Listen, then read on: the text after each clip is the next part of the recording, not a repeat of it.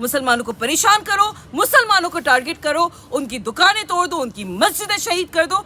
बजरंग दल आखिर जब गलत होता है, एक लड़की के साथ जब रेप हो रहा होता है मुल्क के किसी भी जगह पे, तब तो मैंने किसी बजरंग दल को जाके खड़े होते हुए नहीं देखा। कितने सारे ऐसे काम होते हैं, बड़ी बड़ी आपदाएं आ जाती हैं इस मुल्क में, तब कहाँ होता है बजरंग दल? बजरंग दल तब क्यों नहीं बोलता जब हिंदुस्तान में किसी को आज के टाइम पे सही तरीके से रोजगार नहीं मिल रहा है, महंगाई इतनी बढ़ रही है, बजट आया है, बजट में कहीं पे भी आम आदमी की बात नहीं करी गई है, अब आके बजरंग दल क्यों नहीं बोल रहा? सिर्फ और सिर्फ मुसलमान बजरंग दल के टारगेट पे क्यों है? क्योंकि हम कमजोर हैं, क्योंकि आपको लगता है हम इस मुल्क का हिस्सा नहीं है, क्योंकि आपको लगता है संविधान में हमारे जो हुकूक हैं, हमारे राइट्स जो हैं वो प्रोटेक्टेड नहीं है। किस हिसाब से बजरंग दल एक शख्स मोहम्मद दीपक, जिसने सिर्फ एक नेक काम किया है, जिसने सिर्फ अपनी कहीं ना कहीं अपने हाल अकेले आके किसी के सपोर्ट के बगैर आके सपोर्ट किया है, उन्होंने एक बुजुर्ग मुसलमान को, आप उसी के खिलाफ एफआईआर कर रहे हो? शर्म करो बजरंग दल वालों, तुम लोगों का ईमान तो कहीं पे है नहीं, तुम लोगों को कहीं भी संविधान की कोई डर नहीं है। और क्यों डर हो? ये तो वो लोग हैं जो वो लोग कह रहे हैं ये मोहम्मद दीपक जो है हिंदू के नाम पे कलंक है।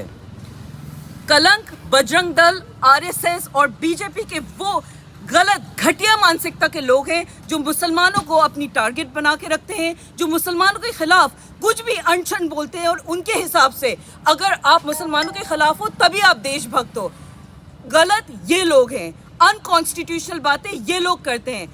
मोहम्मद दीपक जैसे सेक्युलर हिंदू, मोहम्मद दीपक जैसे हिंदुस्तानी मैं तो कहूँगी, जिसने इतना बेहतरीन कहीं ना कहीं एक संवैधानिक सबूत दिया है, एक अच्छे नागरिक होने का सबूत दिया है, हम सब की उनके साथ दुआएं हैं, हम सब उनको सैल्यूट करते हैं। और मोहम्मद दीपक की एक बहन दिल्ली में है, मैं उनके साथ खड़ी हूँ, मेरे साथ करोड़ों बहनें हिंदुस्तान की मोहम्मद दीपक जैसे शख्स के साथ खड़ी हैं, करोड़ों भाई चाहे मुसलमान हो चाहे गैर मुसलमान हो, मोहम्मद दीपक जैसे लोगों के साथ खड़े।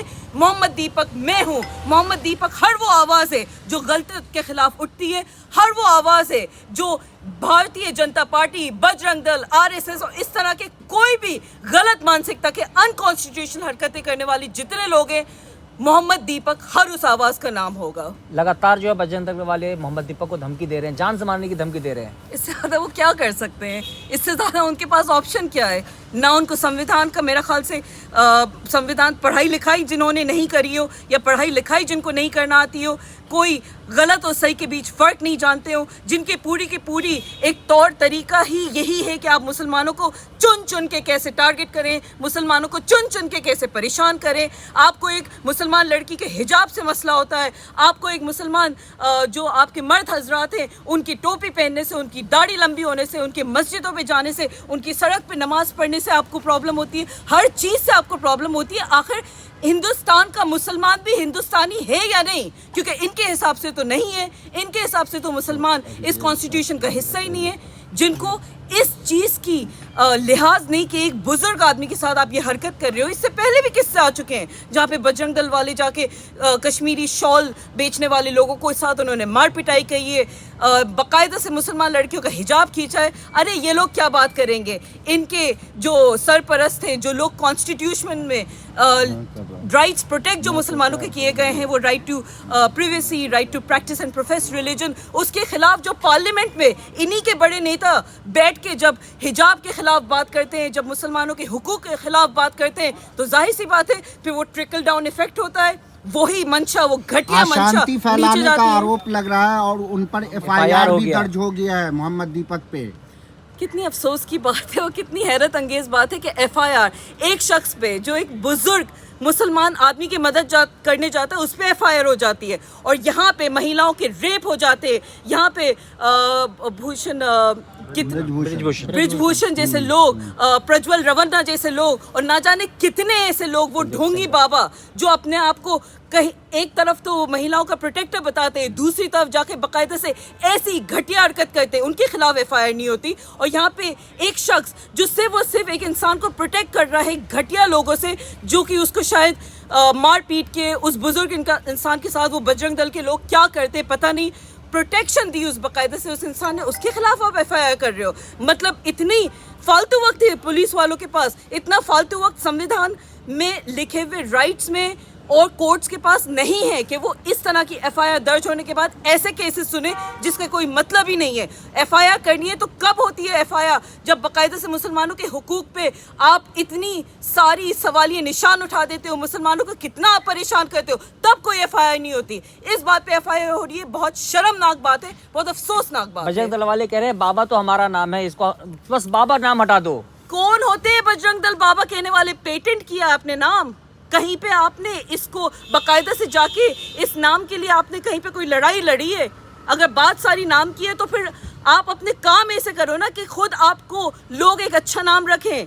बाबा का, और बाबा, आपको इतनी इज्जत है बाबाओं की, तब कहाँ गई थी बजरंग दल वालों की इज्जत जब एक बाबा शंकराचार्य जी, उनको आपने इतना बेइज्जत करा, स्नान करने नहीं दिया आपने, तब कहाँ गई थी? वो भी तो बाबा थे, तब कहाँ थे ये बजरंग दल वाले, ये डरपोक लोग, ये गैर संवैधानिक लोग तब कहाँ थे जब सही में आपके मुल्क के एक इतने बड़े बाबा की बेइज्जती हो रही थी, उनके खिलाफ इतना लोग बोल रहे थे, तब आप क्यों सामने नहीं आए? तब आते सामने, तब हमें पता लगता कि आपको बाबा कितना इंपॉर्टेंट है या बाबा नाम आपके लिए कितना इंपॉर्टेंट है। क्या ये लोग, बजरंग दल का कहना है कि ये लोग जो है जिहाद फैलाना चाह रहे हैं, नाम जाहिर नहीं करते हैं, इसलिए नाम छुपाने की क्या जरूरत है? मेरा ख्याल से दर्शकों को, सुनने वालों को, सबको ये बात पता है कि जिहाद का एक्चुअल मतलब होता है स्ट्रगल।